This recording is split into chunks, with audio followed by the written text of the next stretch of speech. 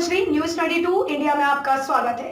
तो चलिए रुक करते हैं अब तक की ताजा खबरों की तरफ। काशीपुर में नगर निगम द्वारा जनता से जमीनों के दाखिल खारिज पर 2% का शुल्क लिया जा रहा है, जिसको लेकर कई बार जनता ने विरोध भी किया, लेकिन नगर निगम द्वारा जमीनों के दाखिल खारिज पर लगाए गए 2% शुल्क को माफ नहीं किया गया था, जिसको लेकर काशीपुर के समाज सेवी दीपक बाली ने न्यायालय में जनहित याचिका दाखिल की थी, जिसमें न्यायालय ने फैसला सुनाते हुए शुल्क न लिए जाने का फैसला सुनाया है।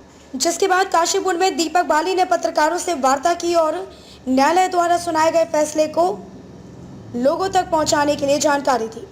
उन्होंने कहा कि जनहित के मुद्दों को लेकर उनके द्वारा यह मामला न्यायालय के समक्ष रखा गया था, जिस पर न्यायालय ने जनता के हित में फैसला सुनाया है। साथ ही उन्होंने बताया कि न्यायालय का फैसला आने के बाद काशीपुर के शक्ति अग्रवाल द्वारा नगर निगम में लगाई गई फाइल को लेकर भी दीपक बाली ने पुनः न्यायालय की शरण ली है, जिस पर फैसला आना बाकी है। काशीपुर उत्तराखंड से न्यूज़ 22 इंडिया के लिए एफयू खान की रिपोर्ट।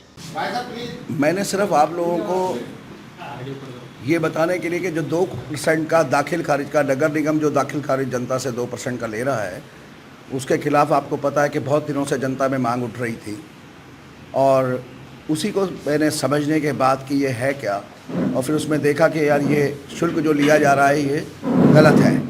इसको लेकर मैं माननीय न्यायालय जी की शरण में गया आज से लगभग 15 दिन पहले PIL के थ्रू, जिसमें उसी दिन मेरी जो PIL थी उस पर न्यायालय ने ये निस्तारित किया इसको, ये कहते हुए कि आप इसको इंडिविजुअल कैपेसिटी में लेकर आ सकते हैं। मुझे इसमें वहाँ से जो न्याय मिलना चाहिए था वो मुझे मिला। उसके बाद मैंने इसमें ये देखा, क्योंकि उन्होंने मुझसे पूछा भी, मेरी कोई फ़ाइल इसमें नहीं लगी हुई थी कि जिसमें मुझे कोई फ़ायदा होने जा रहा था, जनहित से जुड़ा हुआ मुद्दा था, इसलिए मैं गया।